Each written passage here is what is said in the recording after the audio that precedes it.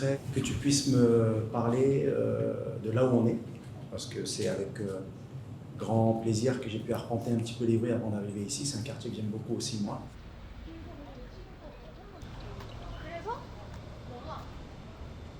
Et je voulais savoir, du coup, quelle relation tu avais avec ce lieu et pourquoi tu m'as donné rendez-vous ici. Parce que c'est un lieu qui appartient au distributeur de mes deux derniers films. 드럼쳐요.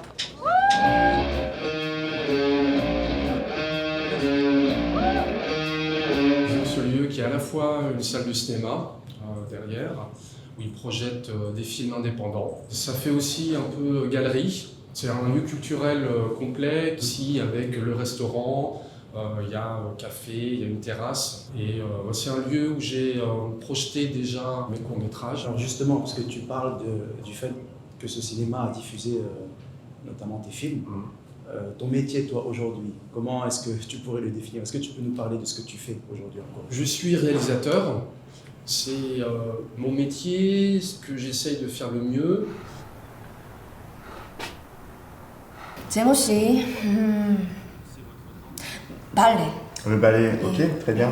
Il y a des mots français dans le ballet, je crois. Oh oui. En haut, D'accord? en bas, à la seconde, arabesque. Ok, ok. Alors, parlez-moi d'une personne que vous aimez dans vos amis ou votre famille.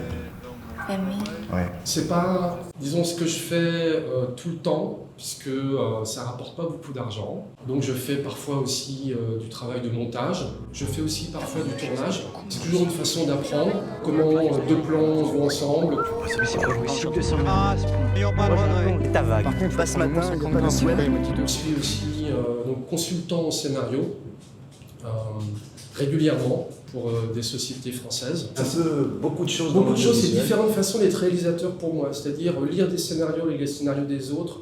C'est intéressant, ça permet de voir quelles histoires se racontent, comment ils les racontent. Parfois aussi, je fais du travail un petit peu plus en production. C'est que ça me fait découvrir plein de lieux et de gens très différents. Et toi, tu es du coup arrivé quand et comment? Quelle est un petit peu ton histoire par rapport à la Corée?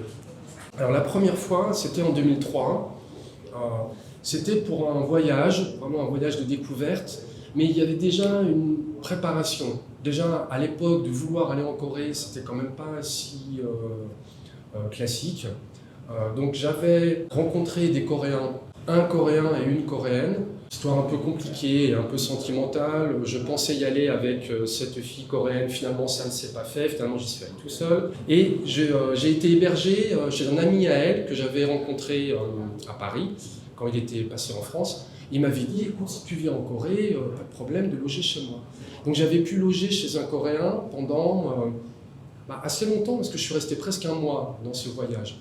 Donc j'ai dû rester 2 ou 3 semaines chez lui, et je travaillais pour un site internet qui diffusait des courts-métrages en ligne, et il y avait des courts-métrages coréens, donc j'avais été en contact avec les producteurs. Ces mêmes gars organisaient un festival en Corée. Ils me disent, ce serait bien si tu nous aidais un petit peu pour la programmation de films européens, à nous trouver quelques films, voilà. Et ça, c'est ta première un petit peu C'était une première expérience, et du coup, ça m'a fait retourner en septembre, et c'est comme ça que je me suis retrouvé à venir en Corée plusieurs fois. En fait, il y a un moment où réellement dans ma vie, vers assez tôt, en 2006-2007, franchement, la moitié de ma vie était liée à la... Qu'est-ce qui fait qu'à un moment donné, tu dis, je vais aller habiter là-bas et puis je vais faire ma vie là-bas? C'était explorer, je dirais, cette deuxième moitié de ma vie qui commençait à se former. Dire, bon, allons voir de ce côté ce qui se passe. Il n'y avait rien ni vraiment de calculé, ni de très préparé non plus.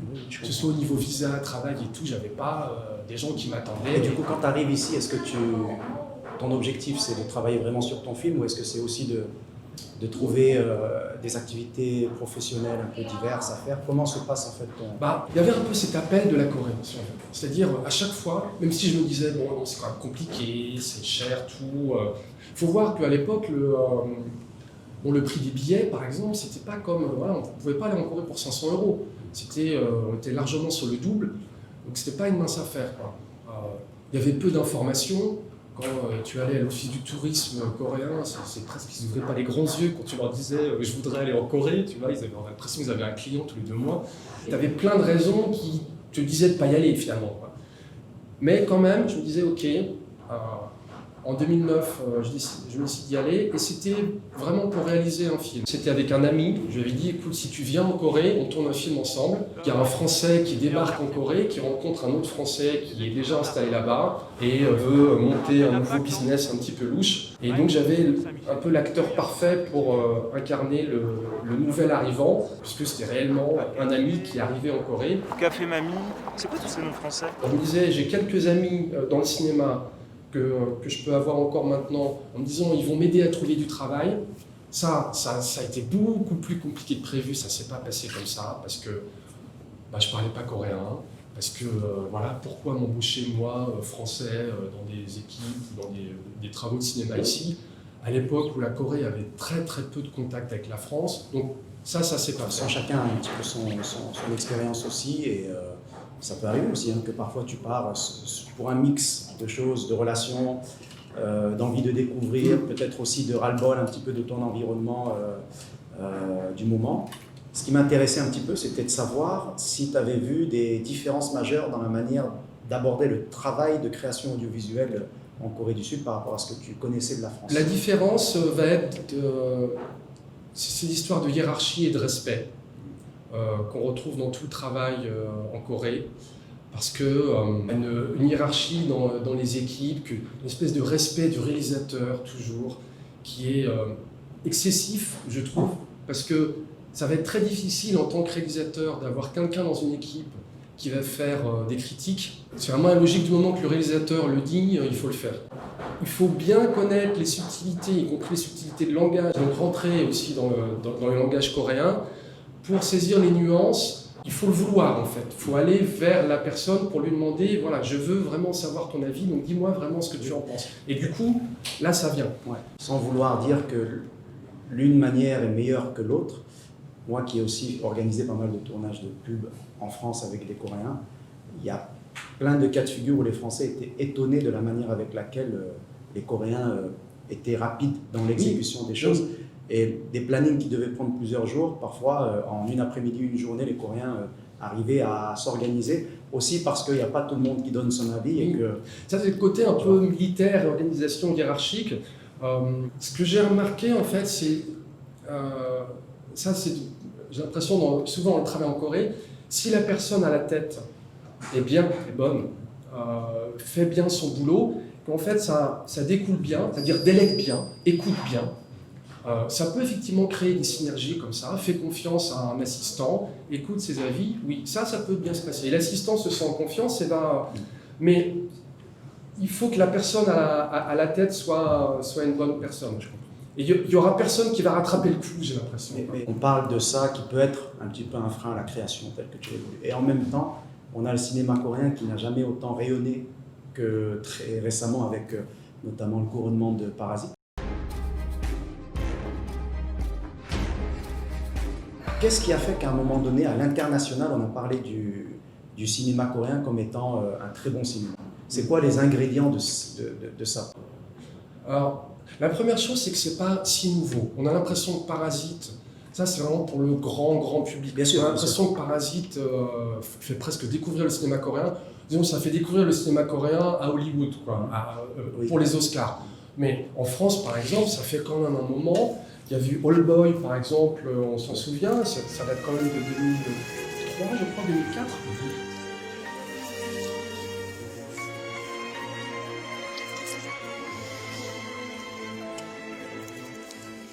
Il y a eu des succès, Kim Ki-duk a eu des vrais succès en France.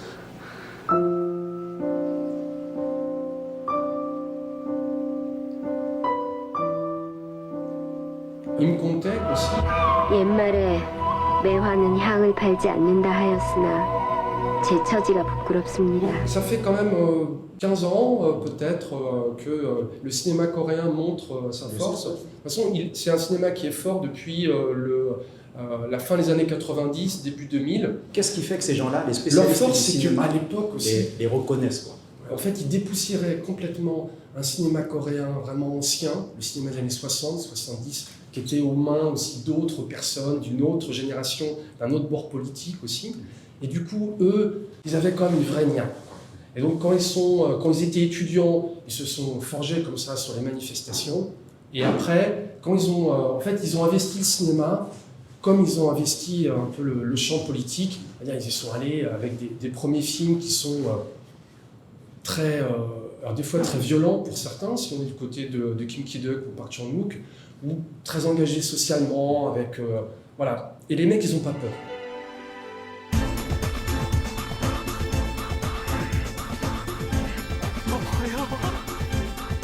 얘기를 하고 싶다고 했더라.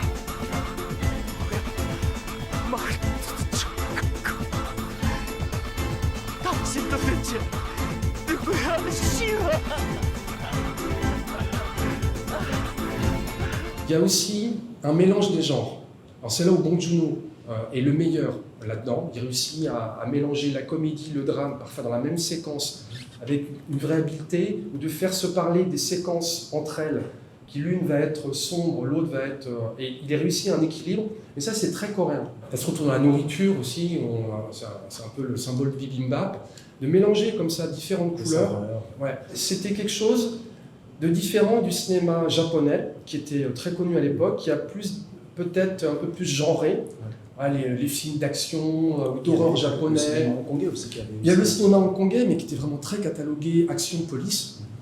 On avait comme ça des images de films asiatiques, et tout d'un coup, le cinéma coréen, en fait, ça bousculait toutes ces cases. Mais la nouvelle génération qui arrive, toi, tu l'observes comment? C'est-à-dire que, est-ce que le cinéma coréen, tu penses, va continuer à avoir ce genre de rayonnement à l'international avec la vague des après-Bong Joon-ho? Il y a quelques jeunes réalisateurs qui essayent de retrouver, je pense, cette veine-là, c'est-à-dire de la passion, de l'énergie, de décloisonner les genres. Ils ont plus de mal, clairement. Qu'est-ce qui a changé alors dans le game par rapport à avant? Dans le game, je pense qu'on leur met plus de contraintes. Ils ont plus de pression. Une pression, le côté suivre les aimés. La pression du business, voilà, une pression de gros groupes, des pressions de diffusion. Les budgets aussi ont beaucoup augmenté.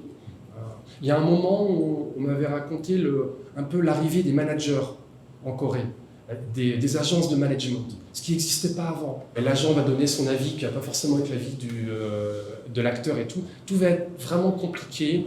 Et procédurier un petit peu. Procédurier à l'américaine en fait. Ils ont adopté un système à l'américaine d'avocats, d'agents artistiques qui doit vraiment leur compliquer la tâche. Il y avait pas ça avant. 눈 너무 높은데? 어? 왜? 설마? 전 제가 입은 유형이에요. 멀린 있고 레인리예요. J'aimerais qu'on parle un petit peu, pour finir justement, au-delà du cinéma, de tout cet écosystème un peu audiovisuel et ton regard là-dessus, et notamment du cas Netflix et des chaînes de télé qui doivent se réinventer, etc. etc. Netflix, ils ont clairement pris la place que les chaînes de télé n'arrivaient pas à occuper. Qui est, toi tu penses le public jeune, un public un peu plus diversifié, public féminin, c'est-à-dire pas les mémères, pas les femmes au foyer, voilà, c'est des femmes de 30 ans, des femmes actives, des femmes qui ont voyagé, souvent plus que les hommes, ou même les Coréens en général qui ont voyagé, les Coréens américains. Ils ont compris qu'il y a beaucoup de Coréens qui sont baignés de culture américaine, en fait, qui ont vu plein de séries américaines. Il y a une chaîne, JTBC, à mon avis, qui a vraiment commencé... de la nouvelle génération. Oui, qui a vraiment... Justement, qui est une chaîne qui a été créée il y a peu de temps, et qui effectivement... qui ressemblait un peu à un Canal+, à un Channel 4, HBO. Enfin, on sentait qu'il y avait tout de suite dans tous les programmes des choses intéressantes. Et dans les dramas, au début à petit budget, ils ont fait plusieurs dramas qui déjà étaient intéressants. Absolument. Il y en avait un qui était une histoire de pickpocket, par exemple, des jeunes pickpockets, comment ils essayaient de s'en sortir. Déjà, rien que l'idée était excellente. Il y avait une histoire de 5 filles colocataires, comment elles vivent ensemble, leurs petites histoires et tout. Est-ce que Miseng, tu connais? Miseng, c'est aussi l'autre chose qui a fait changer le drama coréen. C'est l'influence d'une webtoon, du manhwa. Ça se retrouve donc là sur Itaewon Class. 그래도 지금만 한 번 참고 넘어가면 다 해결돼. 지금 한 번! Itaewon Class, c'est un mélange de tout ça. C'est inspiré d'un webtoon qui date d'il y a quelques années. C'est des gens de cinéma derrière, des producteurs de cinéma, et en partenariat avec Netflix, et une diffusion simultanée JTBC Netflix. Parce qu'ils ont dû se dire que personne n'y perdait, il y a quand même un public JTBC, mais au final, les jeunes, ils l'ont vu sur Netflix, quoi. Oui, oui. Mais c'est ce que en fait, je trouve intéressant avec Netflix, c'est que je ne les ai pas vus faire ça ailleurs. Et je pense, moi, que c'est aussi parce que les télés ont su surfer sur cette vague-là. C'est que du coup, ils se sont très vite associés pour diffuser des contenus qui sont produits par des chaînes de télé et qui auraient pu le programmer et qui le programment dans leur créneau habituel, mais qui a une diffusion en simultané et progressive sur Netflix. Et c'est un modèle que je n'ai pas beaucoup vu, mais que je trouve smart en fait pour les deux. Oui, à la fois pour Netflix et pour les chaînes de télé. Il y a une entente qui fait que Crash Landing on You, qui est d'une grosse chaîne, un gros drama avec Star et tout, c'est sur Netflix au même moment, c'est parce qu'ils y trouvent un intérêt. Et ils ne trouvent pas le même public en fait, parce que effectivement, sur une grosse chaîne de télévision, ça ne va pas forcément être les jeunes qui regardent ça. Et sur Netflix, les jeunes ils vont regarder sur leur téléphone portable. Voilà, ils vont toucher un public et finalement ils voient beaucoup plus large. Et la force en fait d'un Netflix, c'est que ça se trouve le même contenu s'il n'avait pas été diffusé sur Netflix, il aurait pu être perçu comme un truc un peu pas terrible. Ah ben oui, et les jeunes, parce que c'est sur la plateforme qu'ils ont l'habitude de consommer, tout d'un coup c'est exactement ça, oui. Parce que c'est vrai que bon, il y a quelques années, quand on rencontrait les jeunes Coréens, ils n'aimaient pas trop les dramas, quoi. Ils disaient, ouais, mais les dramas, voilà. Les dramas coréens, tu veux dire ? Les dramas coréens, voilà, pour eux, c'était des trucs un petit peu de vieux, c'est des trucs pour leur maman. Et c'est vrai que, bon, quand on regardait les dramas coréens, il y avait ce côté amusant, mais on était toujours sur la même romantique comédie, sur les mêmes sitcoms, il y avait 3-4 concepts. Et petit à petit, les dramas, quand même, ont commencé à changer.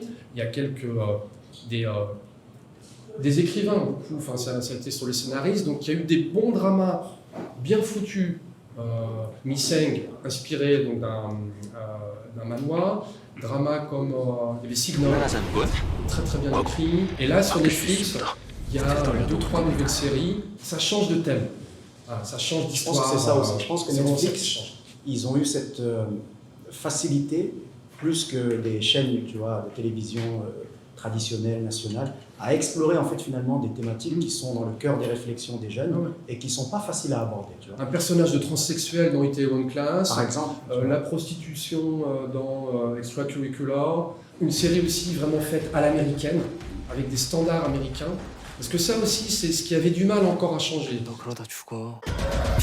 La réalisation restait encore vraiment selon un cahier des charges, on a l'impression qu'il se passe vraiment la même Bible, quoi. C'est l'histoire de budget aussi, il n'y a pas beaucoup d'argent, donc on fait la même lumière partout.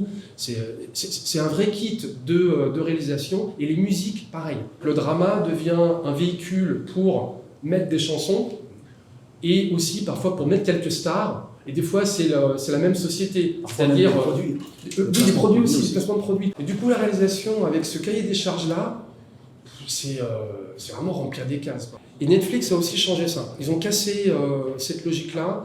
Donc en réalisation aussi, ça se décoince. Pour moi, c'est ça la force des Coréens. C'est qu'ils arrivent à s'inspirer de ce qui se fait bien à l'étranger. Ils arrivent à le tourner et à pousser le business model plus loin. Tous ces ingrédients se sont rendus compte aussi que ça s'exporte bien. C'est-à-dire, il y a quelques années, la question même de parler à un public étranger, de parler à un public différent, en fait, ils ne se la posaient pas trop. Alors, ils ne se la sont pas assez posés sur le public coréen, mais ils ne se la posaient pas du tout sur le public international. Ils ne pensaient pas du tout au public français ou au public américain. Ça ne leur venait pas à l'esprit. Et ils avaient raison. Qui connaissait les dramas coréens il y a 5 ans en France ? Il y avait vaguement, même Signal, qui était vraiment le top du drama coréen, qui a été invité dans un festival de télévision en France. Voilà, la série, c'est un formidable moyen de faire justement découvrir une culture, parce que tu as quand même le temps d'entrer en profondeur, tu accompagnes des personnages, tu rentres dans des contextualisations, tu vois, sociétales aussi par moment. Et je trouve que c'est un des très bons leviers. Sauf qu'avant, on le faisait de manière un peu caricaturale, je pense, et que tu avais uniquement une niche qui venait chercher ça parce qu'ils aimaient ce code-là. Et là, moi, ce que je sens, c'est qu'on est en train d'éclater ça ici, et qu'on est en train de créer des produits qui vont avoir un ancrage coréen, mais qui vont avoir une résonance mondiale, parce que c'est des sujets en fait finalement universels, Ouais. mais qui sont traités un peu à la Corée. Et donc je pense qu'il va y avoir un bel avenir encore pour l'audiovisuel coréen. C'est,